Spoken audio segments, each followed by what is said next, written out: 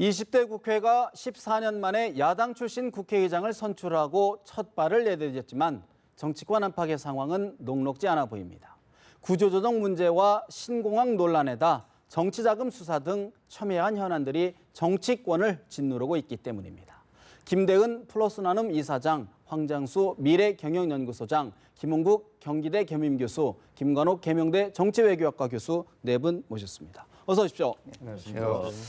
원구성 협상에서 사실상 존재감을 돋보였던 국민의당, 뜻하지 않았던 리베이트 파문으로 흔들리는 것 같습니다. 안철수 대표에게도 적지 않은 타격이 예상이 되는데 안철수 공동대표의 이야기 먼저 들어보겠습니다. 먼저 사실 여부에 관계없이 국민들께 걱정 끼쳐드린 점을 송구스럽게 생각합니다. 앞으로 진행될 검찰 수사에 적극 협조하겠습니다. 검찰에서도 공정하게 수사해 주시기 바랍니다. 그리고 수사 결과가 나오면 당헌 당규에 따라 원칙적으로 조치하겠습니다. 안철수 공동대표, 국민께 송구스럽다. 또 검찰 수사에도 적극 협조하겠다. 이렇게 얘기했는데요. 황 소장님, 어제 강력 부인하던 분위기와는 조금 사뭇 좀 누그러진 분위기인데 아무래도 부담이 되겠죠. 예, 어제는 당의 일과는 관계없다. 개인적인 문제다라고 이렇게 선을 그었었는데 오늘 들어서는 입장이 확연하게 바뀌었죠.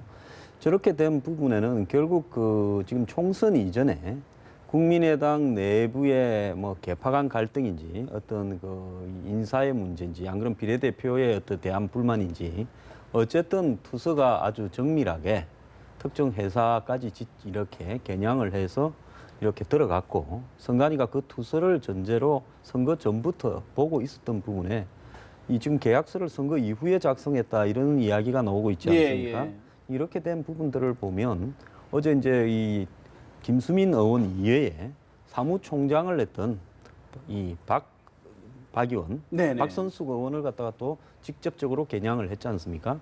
그렇다는 것은 사무총장의 지하에 부사무총장 등이 김수민 의원 등과 함께 비례대표여서 뭐 당의 여러 가지로 협조해줄 입지에 있었던 김수민 의원의 그 브랜드 뭐 호텔이라는 그게 이제 호텔이 아니라 디자인 회사지 않습니까? 디자인 벤처 회사인데 그쪽으로 해서 실질적으로 한 30억이 넘는 AB 두 회사에다가 이 광고, 그다음에 이 선거와 관련되는 공보물 제작을 맡긴 다음에 2억 한 뭐 3천만 원을 갖다가 받은 일종의 리베이트죠.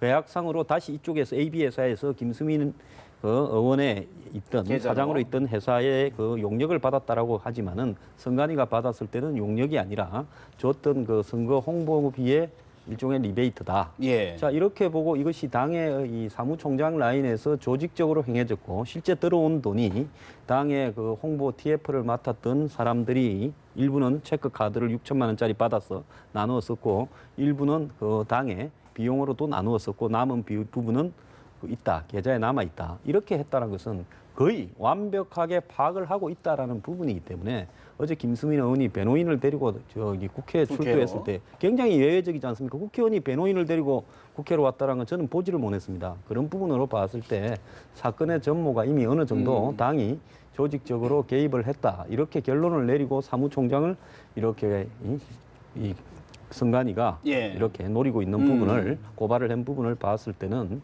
더 이상 부인하다가는 아마 당이 치명타를 입을 수 있다고 보고 시인할 거는 시인하면서 오늘 입장이 바뀐 걸로 보입니다. 사실요. 국민의당 내부에서는 터질 게 터진 것 아니냐라는 분위기도 나온단 말이죠. 김 교수님 어떻게 상황 보고 계십니까? 지금 이게 이제 반총장이 등장을 하면서 지지율이 당 지지율 이 안철수 대표 지지율 모두 다 이제 떨어지지 않았습니까? 이런 것이 이제 국회의장의 선출 과정에서 자유투표 이걸 뭐 제기하면서 뭔가 존재감을 과시하고 뭔가 주도를 하는 그런 선상으로 이제 올라가고 있었는데 이런 문제가 이제 발생을 하면서 사실상 이제 뭐 이 국민의당의 최대 이제 위기다, 악재이며 위기다. 이제 존립 근거 자체가 사실 흔들릴 수 있습니다. 이 이유는 기본적으로 우리가 무죄 추정의 원칙을 적용을 해서 지금 아직 무죄인 상태긴 하지만 선관위에 이렇게 고발을 했을 때에는 그걸 받아들인 자세가 사실 굉장히 어제만 해도 굉장히 뭐 강경했거든요. 이건 뭐 아니다.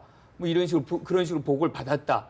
이거는 근본적으로 이렇게 조사에 대한 문제들을 거부하는 입장으로 이제 비춰질 수밖에 없는 것이죠. 예. 근데 여기서 제일 중요한 것은 이 국민의당이라는 것이 기본적으로 기존 정당에 대한 어떤 반사 기대로서 등장한 것인데 이 반사 기대로에 등장한 정당이 더 구태한 모습을 지금 보여주고 있는 것이고 여기서 더 중요한 거는 이 국민의당이라는 것이 새 정치, 뭐 중도 정치를 지금 얘기하고 있지 않습니까? 그런데 예. 그 내용도 지금 얘기를 정확하게 명확하게 그 내용이 뭔지를 얘기를 못 하고 있는 상황에서 또다시 이런 악재들이 계속 터지면서 사실상 뭔가 안철수 대표가 당 전체를 통제하지 못하고 있는 거 아니냐 뭐 이런 우리가 의문을 가질 수도 있지 않나 이렇게 생각을 합니다. 김 이사님, 사실 내부 안철수 대표의 측근 간의 지금 알력 경쟁이다. 아까 우리 황 수석님께서 얼핏 언급을 해주셨는데 그런 분석에 대해서는 어떻게 생각하고 있습니까? 그 부분은 아마 선관위에서 아마 제보를 받았을 경우가 컸다.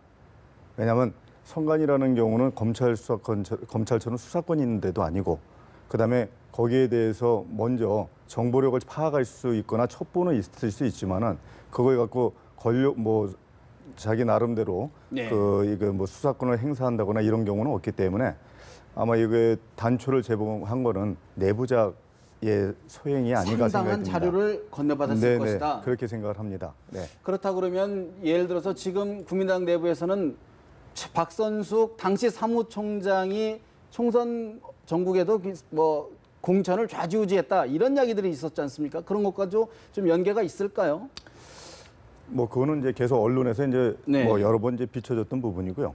지금 저는 이제 여기서 이제 우리 중요한 부분은 이제 세 가지라고 생각합니다. 이게 이제 이미 이제 선관위에서 다 조사를 하고 검찰에다가 이제 넘긴 상태가 아니겠습니까? 거기서 우리가 세 가지 정도 중요한 부분이 있다. 하나는 그 A 회사, B 회사라고 하는 그런 그 양 회사로부터 2억 3,820만 원이라는 그 리베이트를 그 사용처가 어디로 간 거냐? 개인이 쓴 거냐? 아니면 국민의당 전체의 어떤 선거활동비용으로 썼던 것이냐? 그리고 두 번째로는 이 국민의당 지도부 지금 이야기는 뭐 박선수 그 당시 이제 사무총장이라든가 뭐 이렇게 몇 분들 계시지 않습니까? 그분들에 대한 어떤 그 지도부가 과연 이게 개입을 얼마만큼 했는지 네, 그 두 가지 일단 부분과 플러스 알파로는 김수민 의원이 그 당시 때 당선 안정권이라는 7번이라는 물론 뭐 초기에야 5번까지가 했었지만은 결국은 선관위 등록할 때쯤 돼서는 한 7번에서 8번까지도 될 수 있는 지지율을 올렸었단 말입니다. 그래서 저는 그 세 가지 부분에 대해서 일단은 향후 우리 검찰 수사를 좀 지켜봐야 된다 생각합니다. 안타까운 일입니다. 새로운 정치를 표방했음에도 불구하고 과거 행태, 우리 국민들에게 불신받고 지탄받았던 그런 행태가 다시 한번 나타난 것. 물론 아직은 전문은 알 수 없습니다. 그러나 선관위에 이 정도로 명확한 내용들이 확인이 되고 다시 검찰까지 가는 문제를 본다면 일단은 그런 내용의 상당 부분을 우리가 받아들일 수밖에 없지 않나.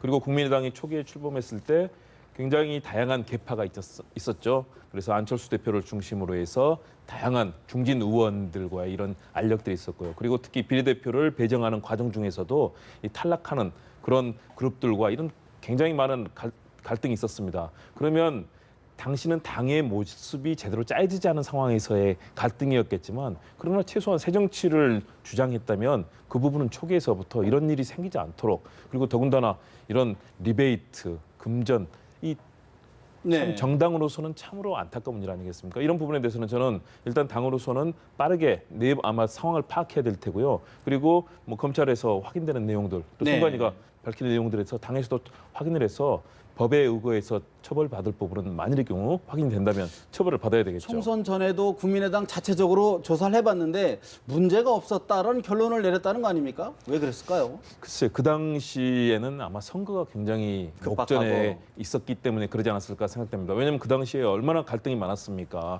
안철수 대표를 중심으로 한 이 당의 중심 그룹이 있었지만 그 외에도 다양한 뭐 특히 호남 지역의 중진 그룹들 뭐 이런 여러 그룹들이 포진이 되면서 당시에 이 탈락한 그룹들이 시위도 하고 여러 가지 갈등이 있었죠. 그런 속에서 벌어졌기 때문에 당으로서 아마 통제가 안 된 것 같은데 그렇더라도 이건 있어서는 안 되는 일이다. 그런데요, 박지원 원내대표가 사실 한마디 거들었습니다. 당의 운명을 검찰 손에 넘기지 않겠다라고 얘기했는데 어떤 맥락인지 박지원 원내대표 이야기 잠시 들어볼까요? 거듭 말씀드리지만 우리는 검찰 수사에 협력하겠습니다. 그러나 검찰 수사의 내용을 주시하겠습니다. 그 방법도 언론의 보도도 계속 놓치지 않고 관찰하겠습니다. 어떠한 경우에도 우리 당의 운명을 검찰 손에 넘기지는 않겠습니다. 최근 검찰이 홍만표 변호사, 진경준 검사장의 수사 내용을 보면은 아직도 자기 식구들을 감싸기에는 철저하지만 야당에게는 잔혹한 잣대를 대고 있다는 것을 우리는 지적하지 않을 수 없습니다. 박지원 원내대표, 야당에 검찰이 잔혹한 잣대를 들이대고 있다. 검찰 수사를 주시하겠다. 황 소장님, 이번 사건을 야당 탄압 프레임으로 좀 몰고 가는 것 아니냐 하는 분석이 나오는데 어떻게 보십니까? 당사자야 뭔 말을 못 하겠습니까? 그런데 저게 이제 정부의 국민의 세금으로 만들어진 부분에서 정당 선거 이렇게 보조금을, 지원금을 일단 정당이 그걸 갖다가 받아서 예를 들어서 선거 공보물을 갖다가 만들고 또 TV 광고 대행을 시키고 이런다다가 거기서 되돌려 받았기 때문에 세금을 삥땅한 겁니다. 오히려 정당이 무슨 비례대표를 주고 개인한테 돈을 받는 것보다 질적으로는 더 나쁠 수 있어요. 세금을 그렇게 했기 때문에요. 예, 그렇기 때문에 그 부분을 가지고 또 뭐 정당이 여태까지 대선이나 총선이나 지자체 선거 같은 큰 선거를 치를 때 뭐 서로 믿는 데 맡겨가 뒤로 돌려받는 일이 비일비재했을 거라고 생각이 듭니다만은 그건 들킨 거하고 안 들킨 거하고의 차이는 큰 거죠. 그래서 왜 우리만 잡느냐라고 이야기하는 것은 이렇게 버스 안에서 소매치기가 잡혔는데 경찰에 나 말고 쟤도 소매치기고 쟤도 소매치기인데 왜 나만 잡느냐라고 이야기하는 거하고 똑같은 이치죠. 다만 이제 국민의당은 이 총선 이후에 상당히 우쭐해서 그 뭐 연정, 그다음에 이원 집정부제, 결선 투표 이런 이야기도 하면서 새누리당이 대선 후보가 제대로 없는 상황에서 안철수 대표가 결국 새누리당과 연정을 하지 않겠나 이런 기대를 품고 있고 또 이원 집정부제를 위한 일종의 아지트 역할을 하지 않겠나 이렇게 봤는데 최근에 이제 이 반기문 사무총장 카드가 등장하면서 당의 지지율도 떨어지고 안철수 대표의 지지율도 떨어지는 상황 속에서 이런 일을 맡게 되니까 자기들을 죽이려고 하는 게 아니냐. 또 특히 뭐 최근에 이 대우조선에 대한 수사 또 오늘 롯데그룹에 대한 전면적인 수사 이런 부분이 있으니까 전체적인 사정 국면에서 뭐 우리를 거는 거 아니냐는 건데 지금 검찰에 기소되어 있는 어떤 전체 의원들을 보면 새누리당이 3명 뭐 골고루 있지 않습니까? 그렇습니다. 정당별로. 그렇기 때문에 왜 우리만 잡냐. 저런 부분은 정치의 노예한 분으로서 그냥 하는 소리고요. 그건 뭐 걸리면 가야죠. 어떻게 보십니까, 김 여사님? 지금 뭐 박지원 원내대표께서 말씀하신 대로 검찰의 손에 절대 넘기지 않겠다는 이야기와 또 어제는 안철수 대표가 예의주시하지 않겠다 뭐 이런 이야기를 하셨지 않습니까? 저는 그 자체가 좀 잘못된 사고방식이라고 생각합니다. 왜냐하면 클린 정당을 표방해서 이번에 30여석을 받은 국민의당이 어떻게 보면 양당을 대변한 그런 어떤 그런 깨끗한 면만을 좀 본받는 정당으로서 우리가 탄생이 됐는데 결국은 이 부분에 대해서 정체성이 이미 상실된 거 아니겠습니까? 제가 이제 과거의 예를 들어본다면 우리 박근혜 대통령께서 과거에 이제 한나라당 대표와 그다음에 새누리당 비대위원장 시절에 그 최측근 의원들이 그 부정과 부패 혐의로 실질적으로 이런 어떤 뭐 아니 삿대기뿐만이 아니라 예를 들어서 뭐 공천 헌금 수수라든가 뭐 그다음에 이제 여러 가지 이제 부정과 부패에 관련된 분들에 대해서 물론 당사자들은 굉장히 거기에 대해서 참 기분 나쁠지 모르지만은 이분 같은 경우에는 선제적 대응을 했었어요. 그러면서 이제 우리 국면구 돌파를 했고 오히려 검찰에다가 오히려 저희가 수사를 해달라고 의뢰까지 하신 분입니다. 이제 그런 식의 어떤 클린 정당이라면 그런 기본적인 정치적 툴은 갖고 시작을 해야 되지 않겠나 생각합니다. 오히려 정치 공세다 그렇게 말씀하시는군요. 네. 사실 지금 뭐 이 검찰이 국민의당만 지금 겨냥하는 건 아니거든요. 지금 이군현 의원도 뭐 하나를 걸어놓고 지금 있는 겁니다. 그래서 상호 뭐 편향적으로 한다기보다도 지금 드러난 것에 대한 부분인데 중요한 것을 그것을 이렇게 압박으로 이렇게 표현을 하면 실적으로 국민들 보기엔 굉장히 불편한 거죠. 이게 공기관이 실적인 어떤 증거를 갖고서 이렇게 하는 것인데 그거를 뭔가 뭐 이렇게 압박으로 모면하려고 한다는 것은 기본적으로 그 안에 문제가 실질적으로 어떻게 작동해서 만들어진 것이냐를 오히려 더 부추기게 오히려 오해를 더 불러오는 그러니까 이게 뭐가 큰 게 있으니까 이런 게 자꾸 압박을 하는 거 아니냐. 그러니까 오히려 이럴 때에는 이게 순서를 완전히 해체시켜서 실질적으로 어떤 건지를 먼저 당에서 밝히는 것이 그 당을 지금 살리고 당이 존립할 수 있는 지금 클린 정당 지금 말씀하셨죠. 우리 여전히 클린하다. 이게 일부 개인에 의한 부분이다는 것을 소명하는 것이 지금 해야 될 일이지. 이 지도부가 나서서 뭔가 압박하고 아니다. 이런 거는 지금 순서가 아니지 않나. 박지원 의원이 검찰 수사를 좀 자주 받으셔서 그런지 모르겠습니다. 저는 두 가지 부분이 있다고 봅니다. 첫 번째로는 분명히 잘못된 관행, 또 법에 어긋나는 더군다나 금전요가 이런 측면에서 문제가 있다는 건 당연히 법의 처벌을 받아야 됩니다. 대신에 지금 국민의당에서 진상을 어느 정도 좀 정확하게 파악을 했는지는 사실 저는 아직은 저도 파악이 안 돼 있습니다. 그래서 진상조사단을 꾸렸기 때문에 거기서 조속하게 국민의당도 내부 결론을 내려야 될 테고요. 거기에 대해서 잘못된 부분들, 그 법에 어긋난 부분들은 뭐 정치자금법뿐만 아니라 다양한 부분에서 스스로도 처벌을 감내하고 스스로 깨끗하게 했다고 뭐 반성을 하고 이런 게 필요하고요. 두 번째는 박지원 의원의 저런 반응이 나오는 것은 저는 공감되는 부분이 있습니다. 왜냐하면 박지원 의원 스스로가 대법까지 가서 검찰에서 엄청나게 많은 핍박을 받았다. 그리고 사실은 그동안에 우리 검찰이 굉장히 그런 어떤 상황에서 상황 논리와 또 어떤 권력 지향적인 그런 모습을 보이면서 잘못된 수사를 많이 해왔지 않습니까? 그러니까 국민들이 거기에 대해서 분명히 뭔가 그 부분에 있어서는 좀 믿지 못하는 부분들을 아직까지 갖고 있습니다. 그래서 검찰도 이번 기회에 정말로 그런 의혹이 생기지 않도록 명명백백하게 정확하게 밝혀서 그 부분이 필요하고요. 그 정당과 분명히 정치와 법의 관계에서 존중해야 될 부분은 존중돼야 되지 않나 그런 측면 검찰의 좀 봅니다. 수사 타이밍에 대해서는 어떻게 보십니까? 뭐 이거는 선관위에서 했기 때문에 선관위가 중심이 돼서 했기 때문에 수사 타이밍을 가지고 뭐 얘기할 건 아닌 것 같고요. 그리고 이 부분에 있어서는 국민의당도 스스로 먼저 밝히는 그런 자세가 필요합니다. 자, 내가 개인인데요. A, B 두 회사에 내가 이렇게 용역을 줬다가 또 내가 하는 회사에 그 회사로부터 다시 또 용역을 받으면요. 개인이 이랬다 하더라도 딱 보면 저거 용역 주고는 이렇게 뒤로 돈을 갖다가 다시 또 받았네. 이렇게 생각하지 않겠습니까? 특히 비례대표로 선임된 사람이 자기가 사실상 오너인 회사에 물론 뭐 사장을 물러났다고 하지만 오너 아닙니까? 그 회사로 자기가 홍보위원장으로서 용역을 줬다가 그 두 회사로부터 또 10분의 1, 뭐 5분의 1씩 이렇게 돌려받는 용역을 다시 받았다면 이걸 누가 의심을 하지 않을 수 있겠습니까? 그렇기 때문에요. 이거는 말할 필요가 없는 겁니다. 일부러라도 그렇게 안 해야 되죠. 이건 돈 세탁했다거나 뇌물 킥백, 그러니까 리베이트 돌려받았다라고 그렇게 생각할 수 없지 않겠습니까? 일부에서는 예전에 친박연대의 양정래 비례대표 의원을 거론하시는 분들이 많아요. 그거는 고전적이고 정말 순진한 방법이고요. 뭐 저 비례대표 하는데 돈 좀 내라고 해서 솔직히 옛날에 다 그래 했습니다. 그런데 거기는 뭐 급히 만들어지다 보니까 제대로 서류를 갖다가 갖춘다고 갖췄지만은 부족한 부분이 있어서 걸린 거고요. 그래서 정치권에 숱하게 그런 어떤 이런 식으로 용역을 주고 대선 같은 데는 경우에는 선거 비용만 해도 500억, 600억이 되지 않습니까? 그러면서 거기서 돌려받고들 했을 건데 이번 같은 경우에는 꼼짝없이 걸렸기 때문에 걸린 건데 왜 우리만 잡냐? 또 이 부분을 가지고 무슨 검찰이 과거에 정치냈다 이런 말도 할 필요 없는 거예요. 그거 제대로 서류 갖췄어야죠. 그렇기 때문에 특히 국민의 세금으로 이런 일이 벌어진 문제를 이걸 갖다가 뭐 어떤 행태로든 둘러대기보다는 국민의당은 말을 하기 전에요. 이 사태를 갖다가 전부 다 불러가 들어봐야 됩니다. 정말 진실이 뭐냐고 들어보고요. 그다음에 다 정리된 다음에 한 번에 말을 해야지. 이렇게 자꾸 말을 하면요. 더 어려워지게 돼 있습니다.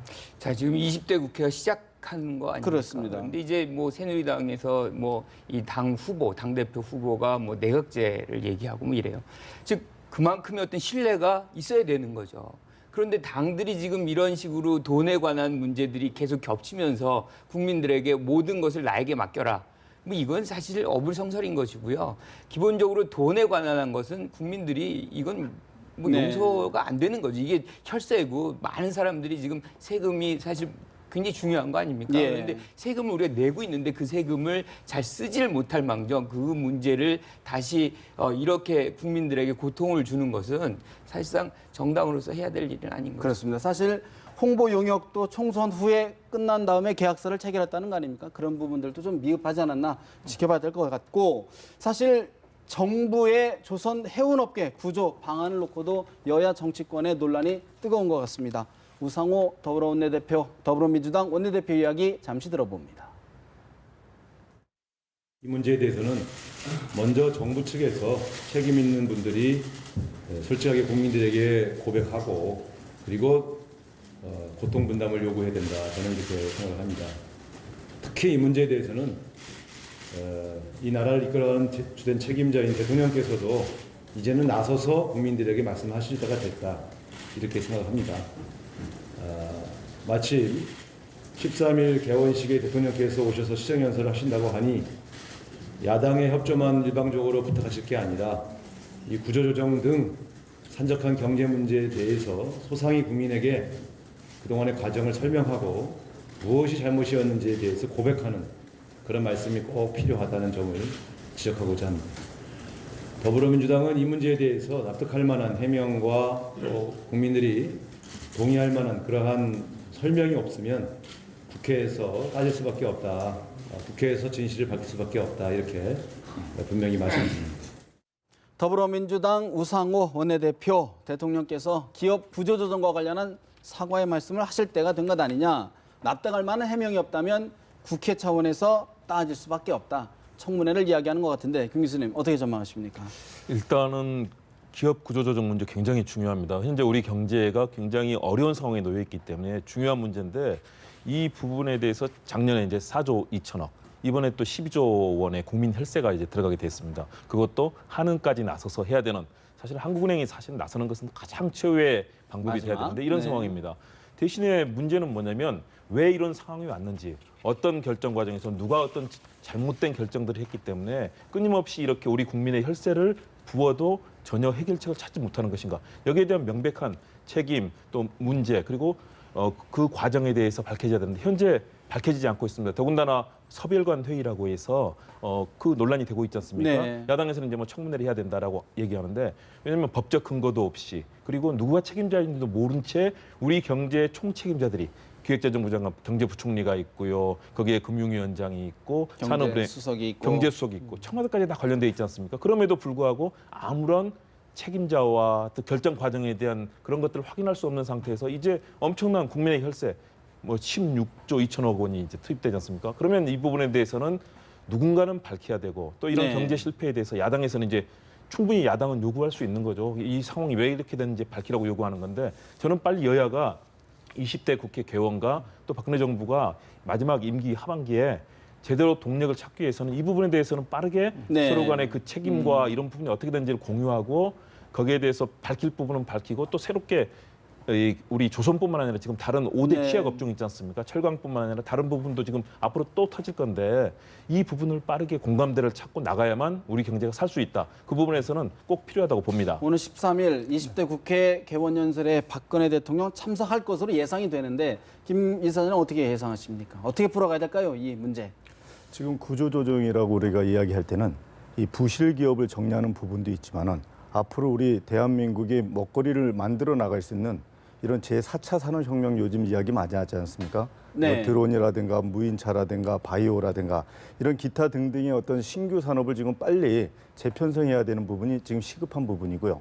그리고 아까 이제 4조 2천억에 대한 어떤 그 서별관 회의에서 그 밀실에서 결국은 뭐 그 결정이 났다라는 부분입니다. 물론 국민들의 혈세가 들어갔기 때문에 그 부분에 대해서는 알 권리, 들을 권리, 분명히 주권을 찾아야 된다고 생각합니다. 예. 그렇지만은 우리가 거기서 우상호 원내대표가 뭐 언론사하고 라디오하고 그 인터뷰를 한 내용을 보면은 청문회를 해야 된다는 이야기가 있는데, 이 서별관 회의가 처음에 시작된 유래가 보면은 1997년도 김영선 정부 때부터 이게 시작이 된 부분이에요. 매주 화요일에 만나서 경제부처 장관들이라든가 관련 주요한 경제 실세들이 모여서 국가 산업에 대한 미래를 일단 기획하고 했던 부분들인데, 그렇게 된다면은 그 이후에 김대중 대통령 정부와 그다음에 노무현 대통령 정부 이 부분을 똑같이 청문회를 해야 된다는 부분이 되게 될 수밖에 없는 예, 그런 어떤 사태까지 벌어질 수가 있다. 그래서 저는 지금은 예의주시하고 지금은 조금 지켜보는 것이 더 낫지 않을까.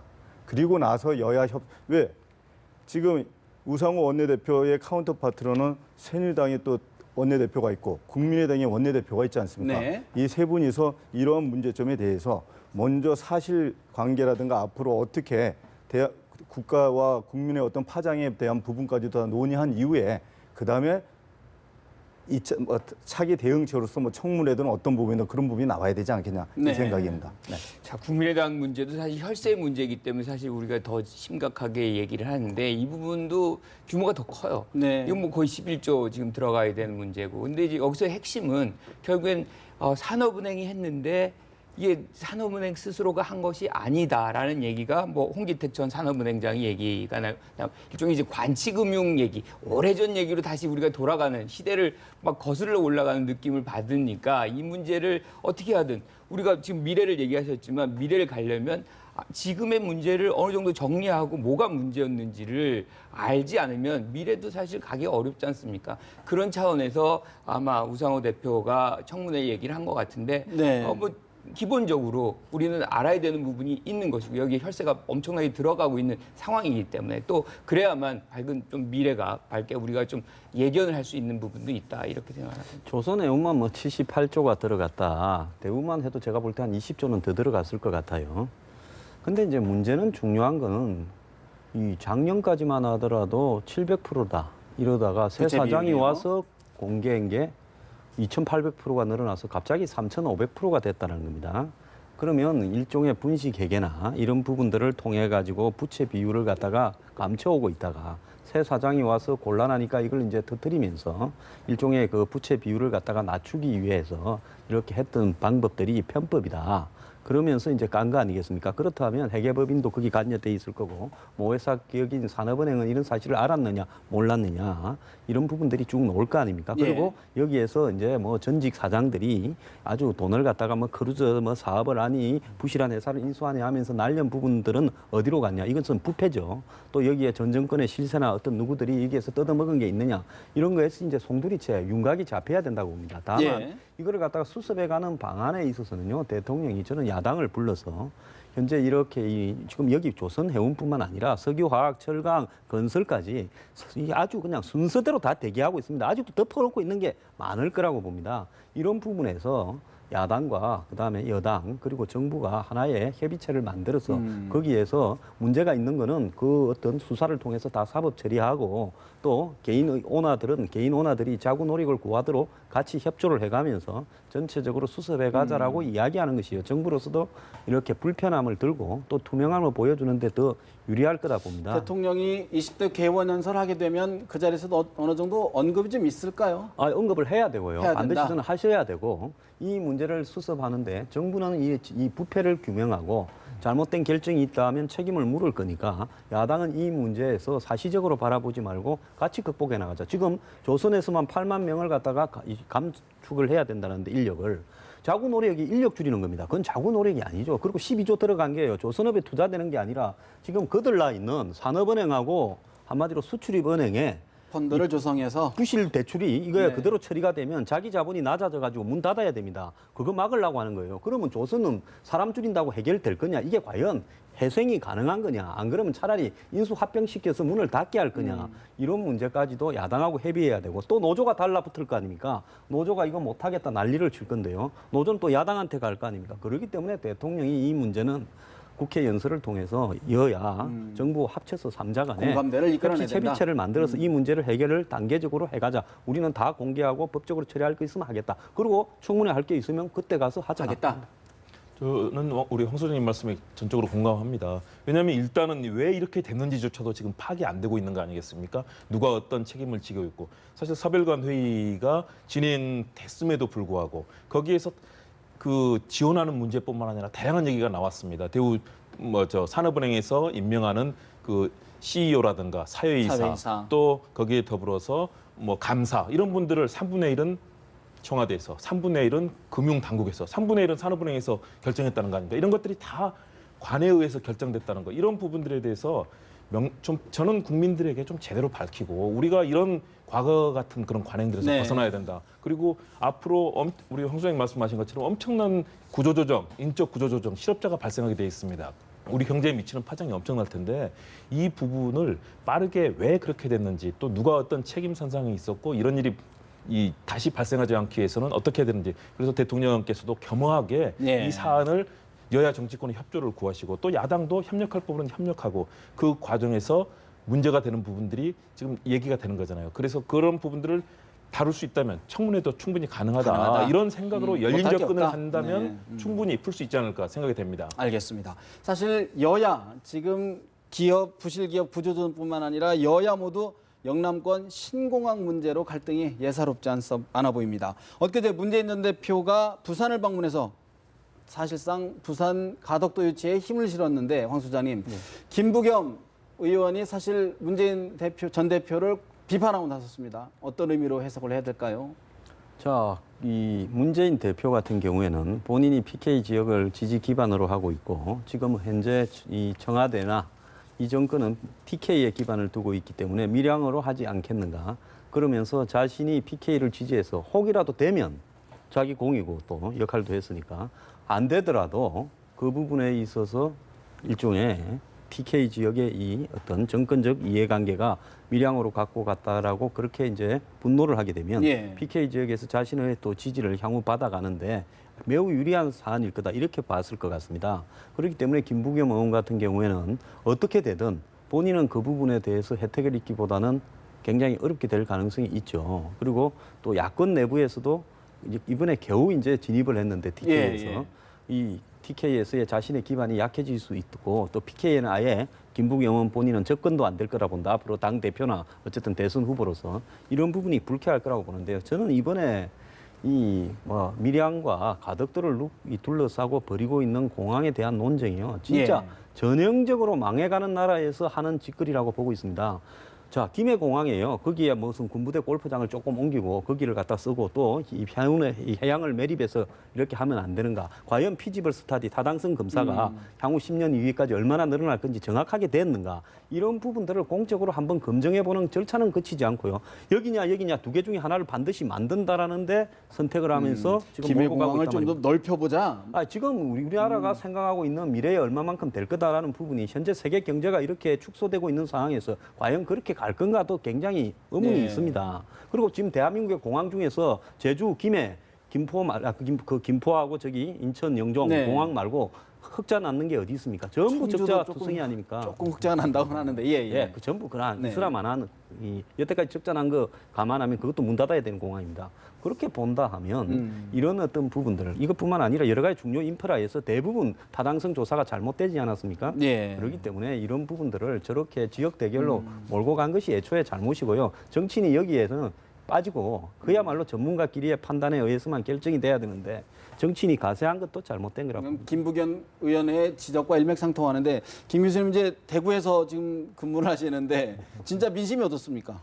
굉장히 이 자체가 가장 우려스러운 게 이게 안에 일종의 정체성으로 이제 규정이 돼요. 그러니까 예컨대 부산대 TK를 중심으로 한 영남 이런 식으로 이제 분리가 돼가지고 이게 하나의 어떤 분열의 굉장히 중요한 하나의 현안, 한 이슈로 이제 등장을 지금 하고 있습니다. 이 장기화될 경우에는 굉장히 사실 국민적인 어떤 혼란도 야기될 수 있는 굉장히 좋지 않은 그런 이슈인 것이죠. 근데 이제 여기다 지금 말씀하신 대로 정치인들이 가세를 함으로 해서 이것 자체가 뭐 폭발력을 더 갖게 되는 그렇게 해서 사람들이 더 분열되는 그런 양상을 가져서 결국에는 일종의 제로섬 게임의 양상이 지금 나오고 있는 거거든요. 김부겸 의원의 이야기가 사실은 또 정치적으로 본인의 보폭을 좀 넓히기 위한 것 아니냐라는 해석도 나온다는 말이죠. 사실 이게 이제 여권이 분열되고 야권이 좀 이 미소를 지을 수 있는 이슈 아니냐 이렇게 얘기를 하는데 우리가 지난 올 초에 국민의당이 만들어지고 야권이 분열될 때 여권이 미소를 지었어요. 결국에 어떤 현상이 됐나요? 참혹한 결과가 4.13에서 나타났습니다. 결국엔 이런 부분이라는 것이 진정성을 갖고 지역 현안으로서 접근을 해야지 이게 남의 일이다 이런 식으로 접근을 하게 되면 유탄을 맞을 수가 있고 그 예. 역풍이 클 수 있습니다. 그래서 제일 중요한 건 이 사안에서 가장 중요한 거는 투명성, 공정성, 객관성. 이 기준을 통해서 모두가 가장 중요한 거는 후유증을 얼마만큼 최소화시킬 수 있느냐. 그래서 지금 얘기를 하신 대로 어떻게 하면 이 문제를 꼭 만들어야 되느냐의 부분도 사실 고민을 해봐야 되는 부분이 굳이 만들어야 되느냐. 있습니다. 솔로몬의 지혜처럼 뭔가 확장해보자 그런 중간지대 의견을 내시네요. 어떻게 보십니까, 김 교수님? 그래서 저는 그런 의견들이 사실은 타당성 검사라든가 다양한 과정에서 이미 검토는 됐을 거라고 봅니다. 저도 구체적인 내용을 제가 직접 다 갖고 있는 건 아니지만 그동안 그래도 최소한 우리 정부가 하는 일에 대해서 어느 정도 기본적인 검증의 프로세스가 있었을 거라고 보고요. 또 그것도 지금도 만일에 가능하다면 그런 것도 검증을 해봐야 되겠죠. 그리고 이제 국회의원의 성격에 두 가지가 있지 않습니까? 지역을 대표하기도 하고 국가를 대표하기도 하기 때문에 일단 자기 지역의 발전을 위해서 열심히 뭐 국회의원들이 뛰는 거는 뭐 그렇게 저는 나쁘지 않다고 봅니다. 예. 대신에 중앙당은 중심을 잡아야 된다. 중앙당은 어떤 지역에 치우치지 않고 중앙에서 의원들의 활동을 서로 격려를 하되 그러나 가장 중요한 결과, 조금 전에 얘기하신 저는 투명성, 이게 검증돼야 된다고 봅니다. 지금 우리 현재 이 타당성 검사를 지금 프랑스 파리 공항공단 성수소 시험에서 하고 있지 않습니까? 그런데 그 기준을 두고 오락가락하는 얘기를 들리고 저는 이 부분이 가장 걱정이 됩니다. 어떤 결정이 나오고 그 결정이 정말로 타당한 기술적인 또 안전, 다양한 그런 검증이 돼서 선택이 예. 된다면 그런 부분을 충분히 이 각 지역과 국민들이 수용할 수 있어야 되는데 현재 상황은 그런 상황으로 가지 않고 옆으로 가는 예. 것들. 그래서 빠르게 저는 정부가 중심을 잡아야 된다고 봅니다. 된다. 그리고 거기에서 나오는 객관적인 검증의 잣대에 대해서는 수용을 해야 각 된다. 지역에서도 다 수용을 해야 하고 된다. 할 수 있는 그런 그 객관적이고 또 권위 있는 결정을 만들어내야 됩니다. 김 이사님, 사실 뭐 지금 야당이 약간 분열 양상을 보이긴 하는데 사실 어떤 결정을 내리든 여당에게 더 불리한 거 아니겠습니까? 여당 상황 어떻게 전망하십니까? 지금 이런 문제가 예상이 됐기 때문에 작년 1월에 벌써 5개 단체장, 대구, 부산, 경북, 경남, 울산 단체장들이 모여서 바로 협약서를 지금 쓰지 않았습니까? 예. 왜? 외국 공항에 대한 어떤 발주를 컨설팅 업체에다 발주를 해놓고 여기서 결론된 어떤 내용에 대해서는 우리가 모두 다 승복을 하자. 예. 이런 차원에서 우리가 시작을 했단 말씀입니다. 근데 저는 지금 이런 일련의 사태들을 쭉 지켜보면서 좀 제가 좀 의아하게 생각하는 부분이 한 가지가 있습니다. 문재인 대표가 다음에 대권 후보로 나가실 건지 아니면 부산시장 후보로 될 건지 네. 저는 그 부분을 좀 헷갈려하고 있어요. 지금 문재인 후보 같은 경우, 문재인 전 대표님 같으신 경우에는 아마 조만간 히말라야로 지금 트레킹을 떠난다는 얘기가 있지 않습니까? 지금 이렇게 민심에다가 불을 질러놓고 네. 본인은 히말라야에 가서 무슨 생각을 하고 있을지 이게 실은 우리 국론을 분열시키는 겁니다. 예.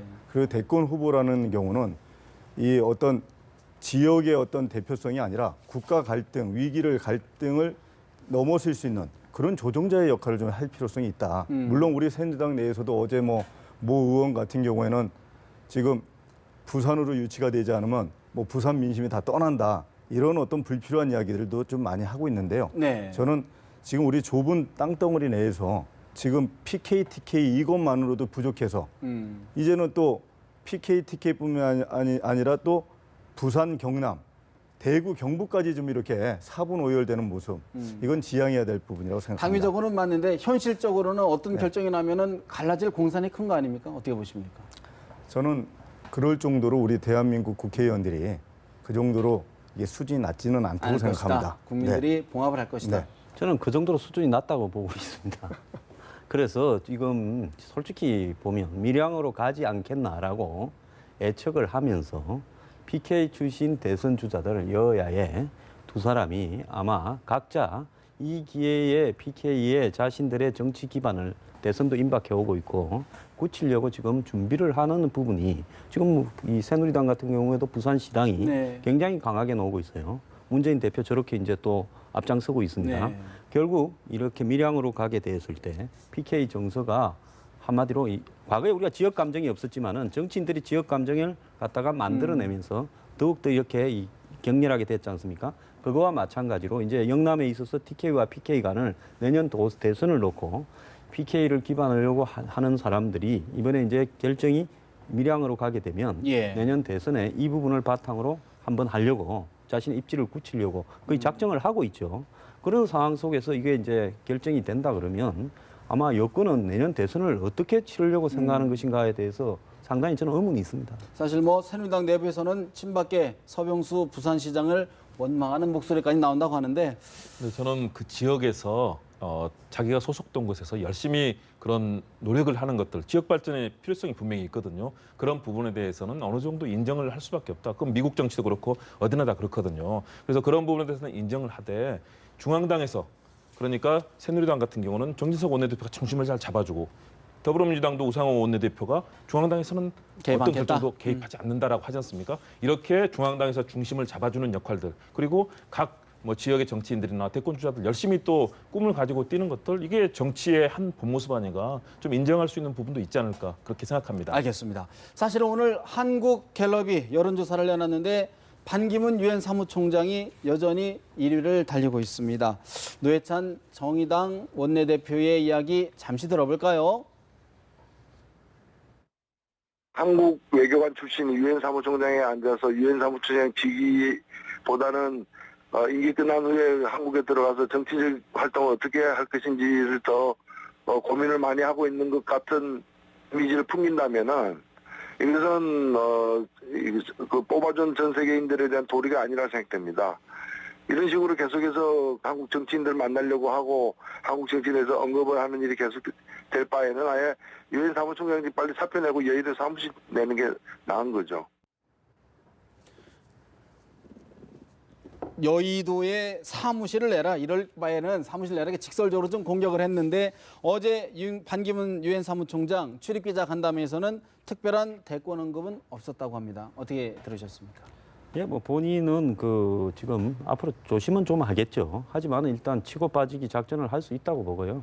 미국 같은 경우에는 뭐 오바마 대통령이 나서서 노골적으로 샌더스는 들어가라, 힐러리 지지한다. 이렇게도 하고 있는 마당에 그것보다 훨씬 할 일도 없는 유엔 사무총장이 일이 많지만은 또 없다고 보면 안 해도 되는 일들입니다.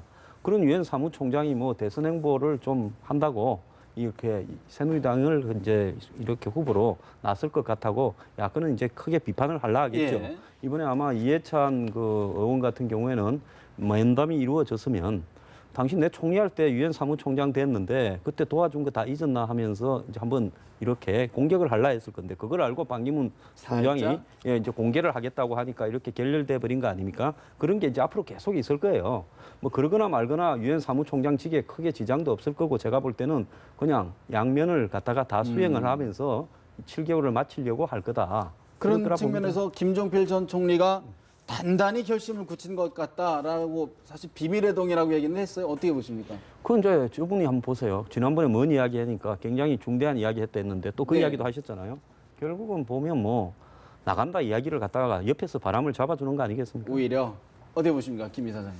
저는 어저께 그 유엔 기자들하고 그 기자회견했던 부분들은 그 예상했던 질문과 예상했던 답변이라고 저는 생각합니다.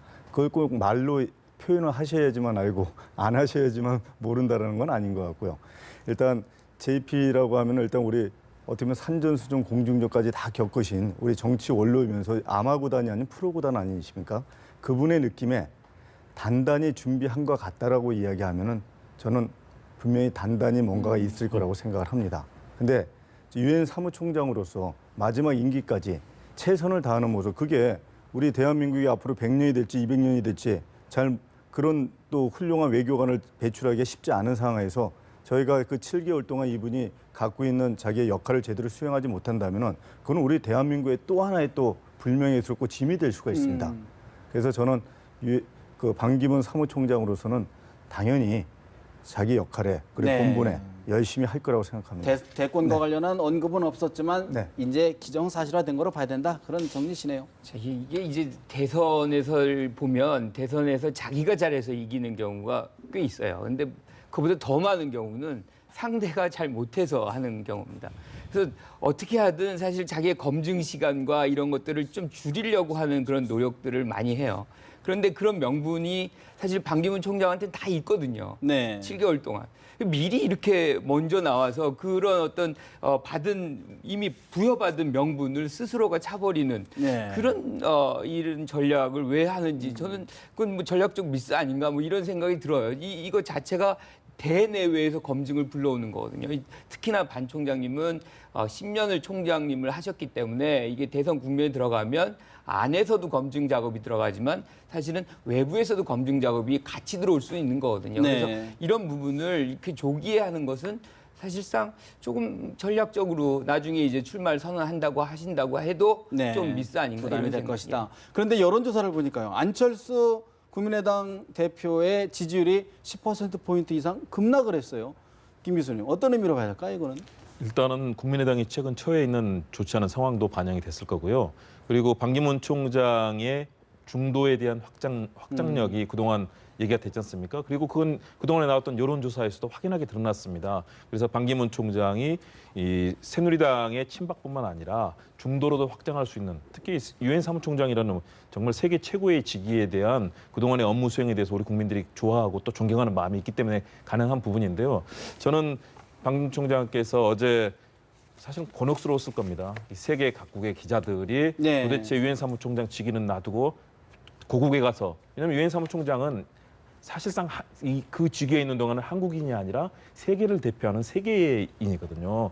그리고 그 업무에 충실했을 때 결국은 10년의 공과가 대한민국의 공으로 나오고 세계 외교사의 기록이 될 텐데 이렇게 네. 자꾸 한국의 이 정치에 개입되는 부분들, 이것 때문에 반기문 총장께도 해가 되고 네. 우리가 세계 외교사에서 빛날 수 있는 기회를 놓치고 있는 거 아닌가, 참으로 알겠습니다. 안타깝게 저는 지켜보고 있습니다. 14년 만에 야당 출신 국회의장이 선출이 됐는데 이원종 대통령 비서실장이 오늘 예방을 했습니다. 서로 잘해보자 협치를 다짐했는데 부드럽고 강한 국회를 운영하겠다는 정세균 의장의 행보가 주목됩니다. 내부 말씀 여기서 줄이겠습니다. 고맙습니다.